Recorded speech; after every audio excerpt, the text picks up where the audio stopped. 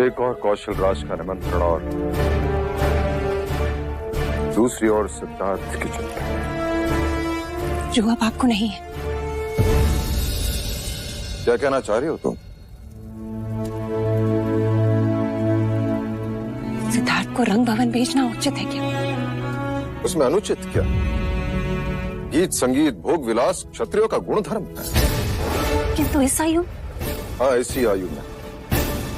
क्या इस आयु में सन्यासी की तरह सोचना उचित है?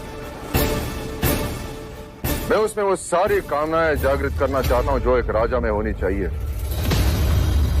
मैं नहीं चाहता कि सन्यासियों की तरह वो अपने ही जटाओं में उलझा रहे। मैं चाहता हूं कि वो सुंदरियों के केशालाप से खेले, श्रृंगार रस खोले। कौशल राज की तरह मैं भी अपने पुत्र का राज्याभिषेक करना चाहता हूं। और हाँ, वो तुमसे रंग भवन जाने की अनुमति मांगने आए तो तुम उससे मना नहीं करोगी।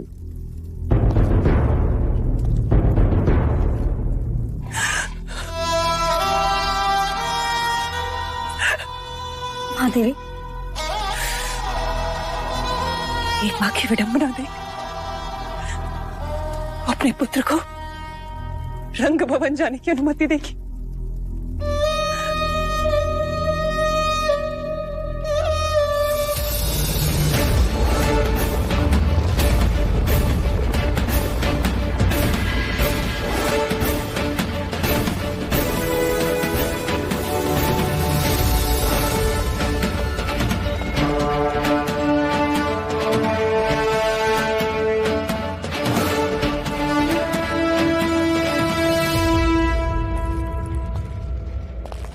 महाराज शुद्धोधन, कौशल राज्य में आपका स्वागत है। आशा करते हैं कपिल वस्तु से श्रवस्ती तक का प्रवास आपका सुखद रहा होगा। जी मंत्रीवर, अपने घर से चले और आपके घर पहुंच गए, बस। पधारिए महाराज।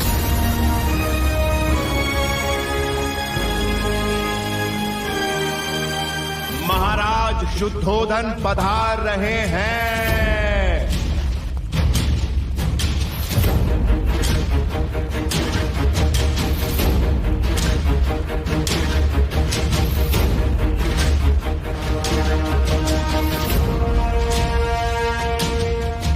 विराजिए महाराज।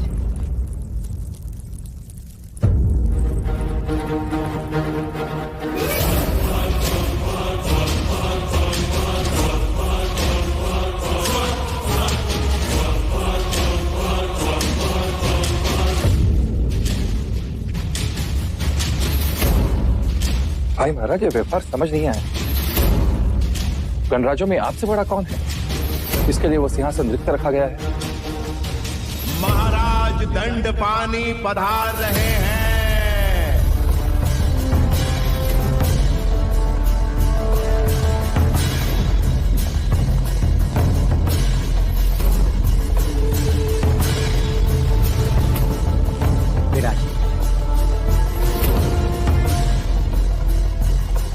मंत्रीवर्य, यह हमारा अपमान है।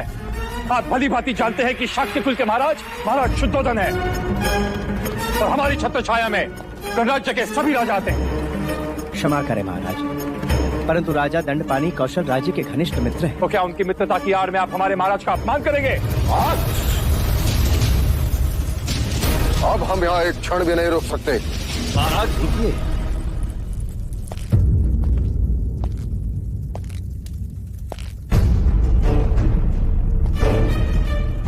अरे महाराज, मेरे मित्र से भूल हुई। आप मेरे आसन पर विराजे। आप औहदे में हमारे महाराज हैं। अगर इतना ही ज्ञान है तो आपको भी सभा को अभी त्याग देना चाहिए। मैं आपसे क्षमा मांगता हूं महाराज शुद्धोधन। आइए, आसन ग्रहण कीजिए।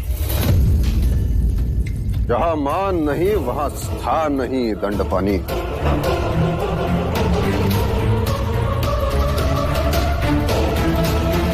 महाराज शुद्धोधन, मेरे मंत्री को क्षमा करें।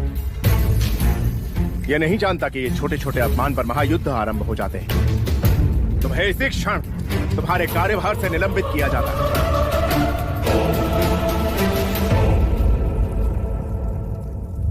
महाराज, आप चाहे तो इसी घड़ी इसकी गर्दन इसके धड़ से अलग कर दीजिए, किंतु आप प्रसन्नजीत को आशीर्वाद देकर ही यहां से जाइएगा। यह मेरा आग्रह है कि आप हमारे अतिथि विशेष के रूप में राज्याभिषेक के साक्षी बनो।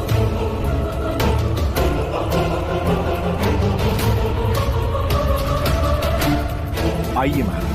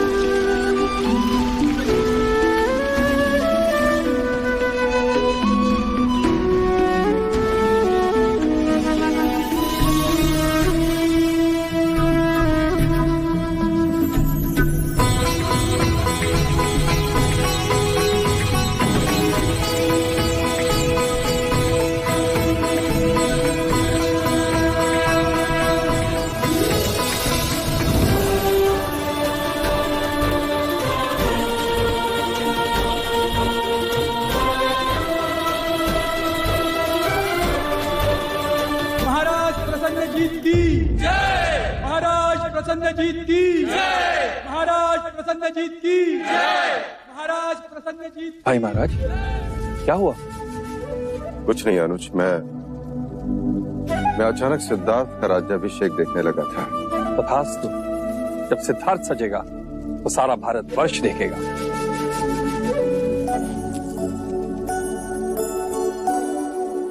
अरे मुझसे कैसी लाज युवराज? मैंने तो आपको बचपन में खूब सजाया है। मैं कहाँ लजा रहा हूँ, लाज तो स्त्रियों का कहना है। युवराज, सारे कुमार आपकी प्रतीक्षा कर रहे हैं।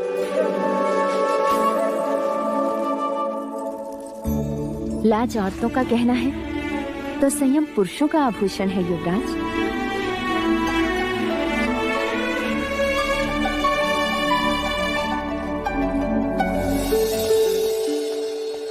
चलिए महामंत्री, मैं तैयार हूँ। बस कुमार, एक बार युवराज सिद्धार्थ आ जाएं। सिद्धार्थ, मेरी बात मानिए, वो नहीं आएगा। उसे सुरा और सुंदरी दोनों में ही कोई रुचि नहीं है। उसे तो केवल पेड़ के नीचे बैठकर बांसुरी बजाने में ही आनंद आता है। लेकिन हम वहाँ पर करेंगे क्या? हमें कुछ नहीं करना है अनुज। जो करेंगी वो सब सुंदरियाँ करेंगी। वो क्या करेंगी? वो मदिरा का पान कराएंगी, मन बहलाएंगी और मैं तो बहुत उत्साहित हूँ महामंत्री। इस दिन की मुझे कई दिनों से प्रतीक्षा थी। लो, आ गए हमारे अतिथि विशेष। चलें? एक प्रश्न है। लो, हो गए शुरू। रंग भवन जाने का उद्देश्य? हम रंग भवन इसलिए जा रहे हैं क्योंकि अब आप बड़े हो गए, जीवन के नए पहलू पे दृष्टि डाल सके। उम्र के साथ शरीर और भावनाएं भी बदलती हैं। हर एक चीजों का ज्ञान आवश्यक है। वहाँ क्या होगा? सारी रात प्रश्न और क्या? माया का परिचय होगा, काम का ज्ञान होगा, वासना का बांध टूटेगा। कुछ बातें समझाई नहीं जाती सिद्धार्थ, समय के साथ साथ समझ में आती है। राग, द्वेष, मोह, माया, वासनाओं के बंधनों में बंधोगे तभी उसे छोड़ने का ज्ञान।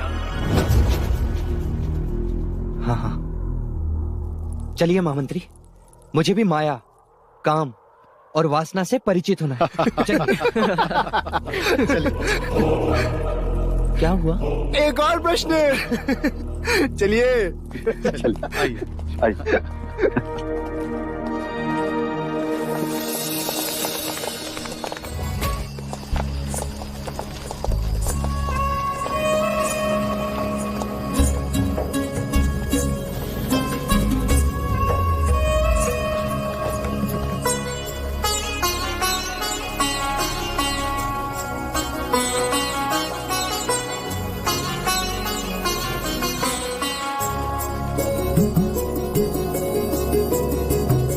युवराज, ये रंग भवन आपके लिए विशेष रूप से आनंद प्रमाद के लिए सजाया है। यहां से सुख शुरू होता है। चलिए। राजकुमारों का स्वागत है। पधारिए।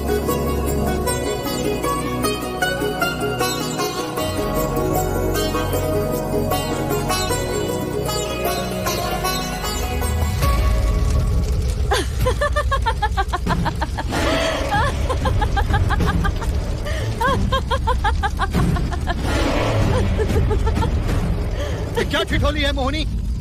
सच्चाई है महामंत्री जी। कहने को तो ये रंग भवन है, लेकिन है यहाँ केवल अग्नि ही अग्नि। और ये अग्नि जलाती नहीं, लिपट जाती है। चित्त को अपने मोह पाश में जकड़ लेती है। यदि राजकुमारों में हिम्मत है तो कदम आगे बढ़ाएं, अन्यथा लौट जाएं। आपकी बातों ने हमारी जिज्ञासा को चुनौती दी है देवी।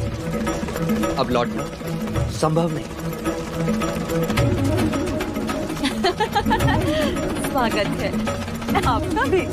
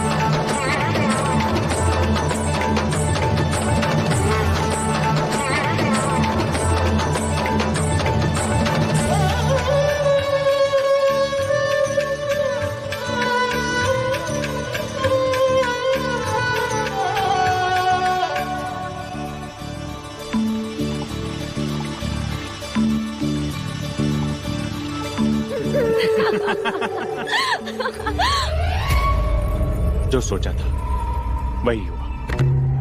कहते हैं ना कि कमल कीचड़ में खिलता है। पर यहाँ तो कमल तलतल में ही धंस गया। अब देखो, सिद्धार्थ कभी भी रंग भवन से बाहर नहीं आ पाएगा। और इस समय रति ने युवराज को अपने बाहों के पास में जकड़ लिया होगा।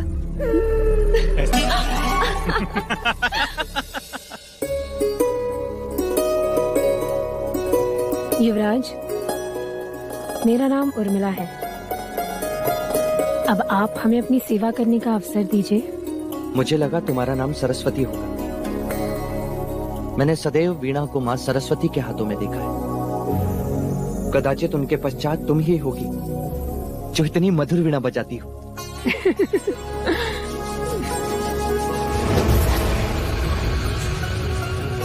मैं आपके लिए ऐसा क्या कर सकती हूँ जिससे आपका चित्त प्रसन्न हो? अगर तुम मेरा चित्त प्रसन्न करना चाहती हो तो मुझे रिचाएं गाकर सुनाओ। क्षमा, रिचाएं मैं नहीं जानती। और वैसे भी उन्हें गाना तो ब्राह्मणों का अधिकार है, गणिकाओं का नहीं। ऐसा किसने कहा? वेद उसी के जो उसका पठन करे, रिचाएं उसी की जो उसे गाए। आवाज जाति, वर्ण और ज्ञान से परे होती है। पर गणिका सबसे परे होती है युवराज। हमने तो केवल प्रेम का शास्त्र सीखा है। प्रेम ही हमारा वेद है। आकर्षण उसकी ऋचाएं और तृष्णा उसका फल। तो ठीक है, जो तुम्हें आता है वही सुनाओ।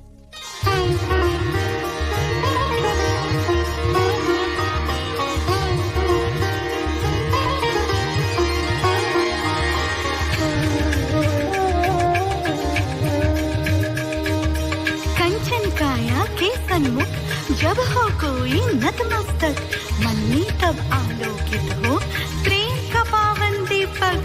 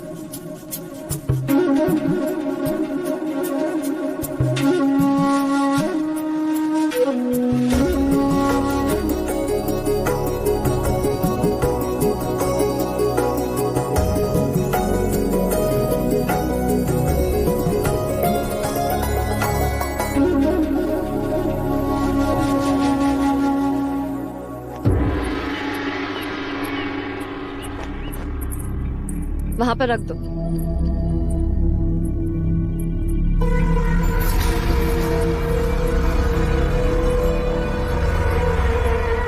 क्या देख रहे हो?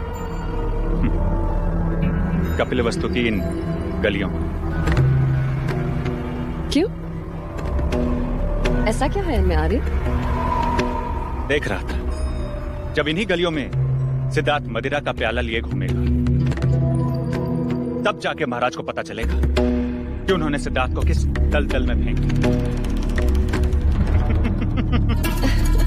रंग भवन बहुत अच्छी जगह है। कंचनी कंचनी कंचनी फूल से भी कोमल है, एकदम एकदम नाजुक पंखड़ी।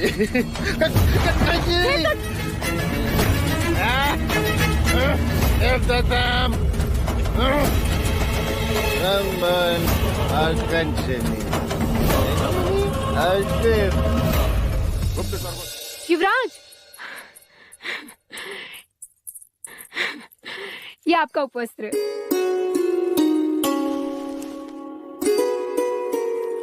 आप कब आएंगे? जब सांझ ढले, जब मन विचलित होगा। क्यों? यहाँ क्यों आओगे? क्योंकि जब मन विचलित होता है तो गुरुदेव ने मुझे ध्यान का मार्ग सिखाया, परंतु कल रात तुम्हारी आवाज ने ध्यान की कमी का आभास भी नहीं होने दी। तो उपहार? उपहार? उपहार क्या दूं?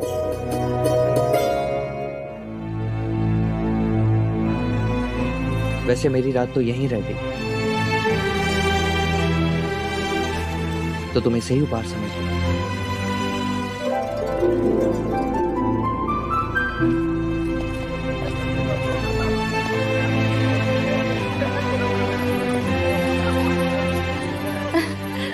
मुझे कुमार अनिरुद्ध ने पाचूपन दिया। अरे वाह। मुझे महानाम ने माला दी। मुझे कुमार देवदत्त ने अपना घोड़ा ही दे दिया, जो वो ले जाना भूल गए। तू बता उर्मिला, तुझे युवराज ने उपहार में क्या दिया? अपनी मित्रता और स्त्री होने का सम्मान।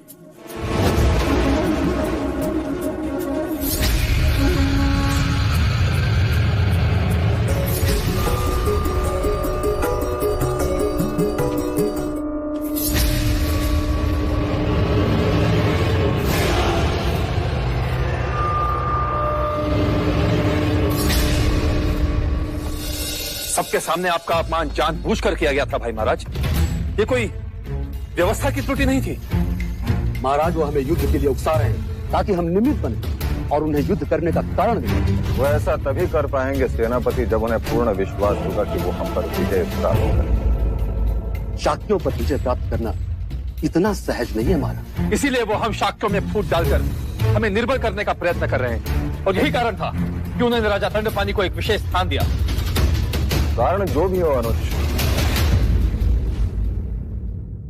हमें चौकन्ना रहना चाहिए। राजनीति ये कहती है कि उन्होंने प्रसन्नजीत को राजा बनाया और फिर उसे चक्रवर्ती बनाने का प्रयत्न अवश्य करें। सेनापति, गुप्तचर को सावधान करो, प्रत्येक जानकारी जुटाओ। न जाने क्यों मुझे कपिलवस्तु के क्षितिज पर युद्ध के बादल दिखाई दे रहे हैं।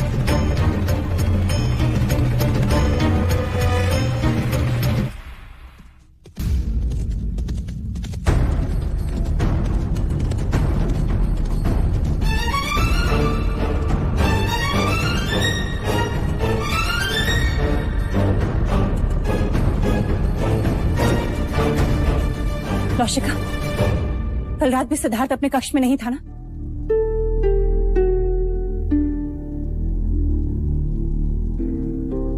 इसीलिए मैंने विरोध किया था, पर महाराज ने मेरी नहीं सुनी। परिणाम देख, सिद्धार्थ दिन रात रंग भवन में बिताता है। नहीं, सन्यासी और सम्राट के इस युद्ध में वो अपनी मनुष्यता ही ना खो बैठा।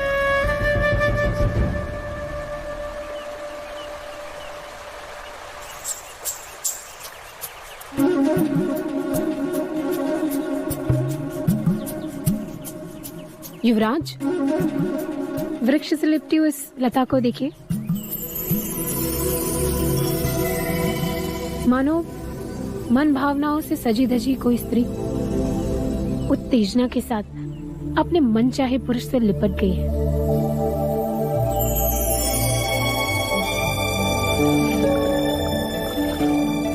युवराज, उन झाड़ी को देखो। ऐसा लगता है मानो हरे वस्त्र पहने एक सुंदर रमणी अपने प्रेमी की प्रतीक्षा करते करते किनारे पर ही सो गई हो। नींद में भी उसके उभार पुरुष को आकर्षित कर रहे हो।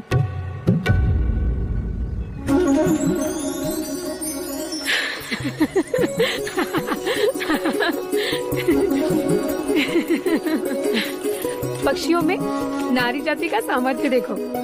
मादा आगे आगे चलती है और नर उसके पीछे पीछे, मानो वो उसका दास हो। पर नर ऐसा जानबूझ के नहीं करता। ये तो प्रेम जताने का एक ढंग है, क्योंकि वो अपनी प्रेमिका को खोना नहीं चाहता।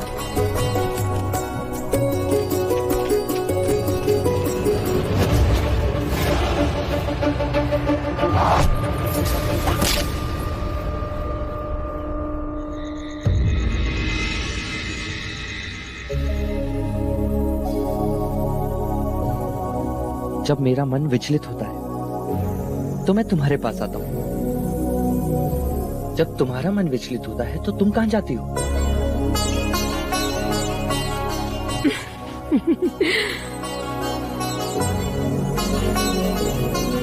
सुना था लज्जा अब सबसे कोसों दूर भागती है। स्त्री जब किसी से प्रेम करती है तब लज्जा के अधीन हो ही जाती है। तुम किसी से प्रेम करती हो? तो मुझे उससे कब मिलवाओगी? समय आने पर मिलवाऊंगी, पर आप वचन दीजिए, ये बात किसी से नहीं कहेंगे? नहीं कहूंगा। यदि तुम मेरे एक प्रश्न का उत्तर दो तो मैं तुम्हारी सहायता भी करूंगा।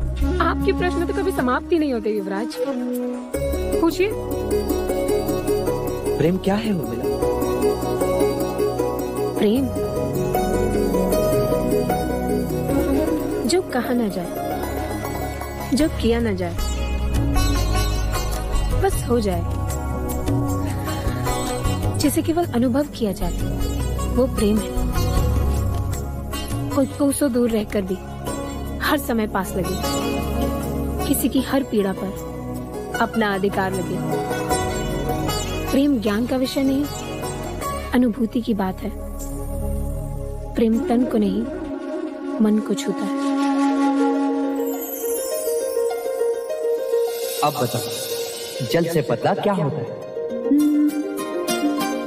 प्रेम, ज्ञान।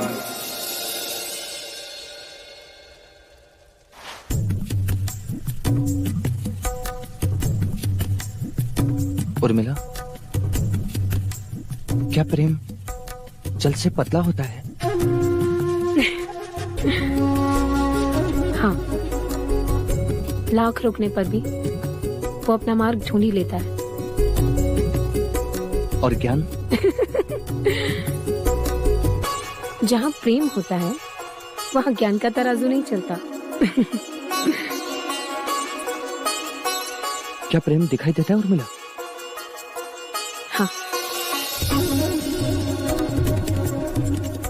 आंखों में।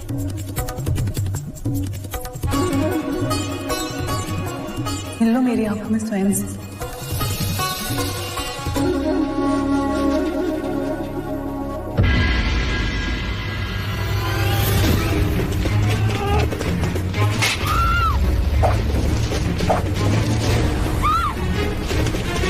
युवराज! युवराज! युवराज! छोड़ दो दरवाजा।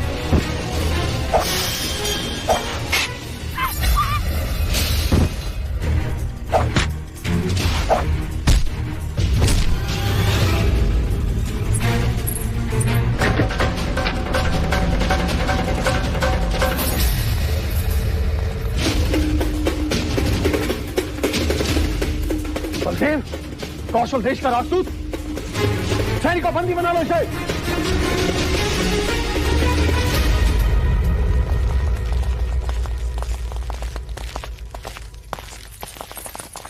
युवराज, आप पूछ रहे थे ना, जब मेरा मन विचलित होता है तब मैं कहाँ जाती हूँ? ये वही है, मेरा प्रेम।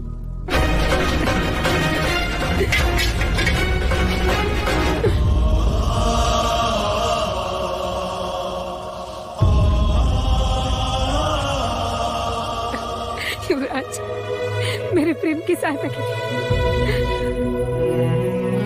उन्हें बचा लीजिए,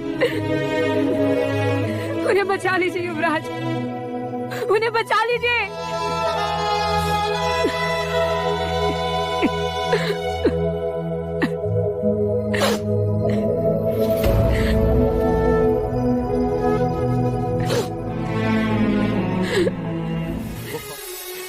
मैं बलदेव से प्रेम करती हूँ युवराज, उसके अतिरिक्त मेरा और कोई नहीं है, उन्हें बचा लीजिए युवराज। परंतु ये कैसे संभव है? वो कौशल देश का राजदूत है और तुम कपिल वस्तु, वो एक गुप्तचर और तुम। क्षमा कीजिए युवराज, वो कौशल देश के अवश्य है, परंतु वो गुप्तचर नहीं है।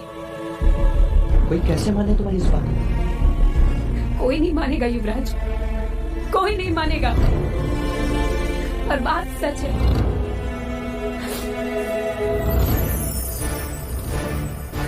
पिछले वर्ष मैं और मेरी कुछ सहेलियां जल क्रीड़ा के लिए गए थे।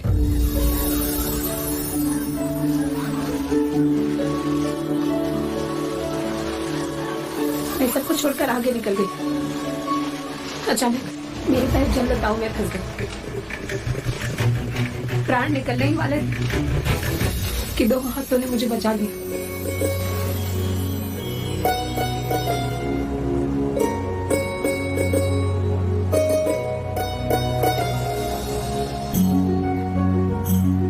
वो प्रथम दृष्टि थी जब प्राणों ने प्राणों को पहचाना था, आंखों ने आंखों को वचन दिया था।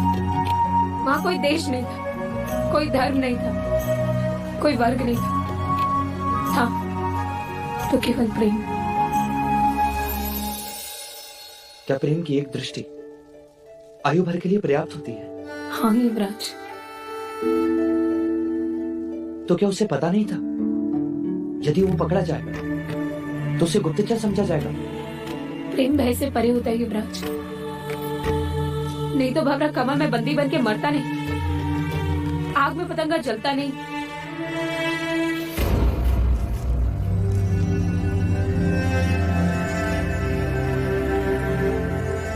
मान लिया कि वो तुमसे प्रेम करता है,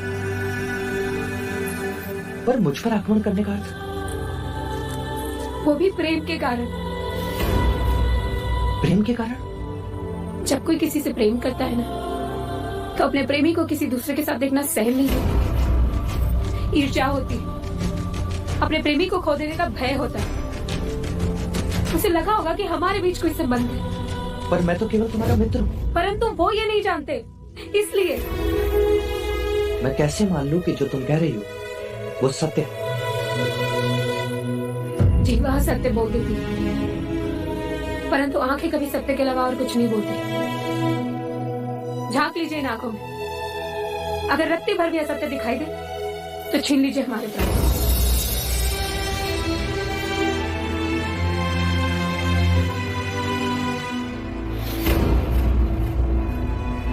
क्या आपको हमारी आंखों में प्रेम की सच्चाई नहीं दिखाई देती?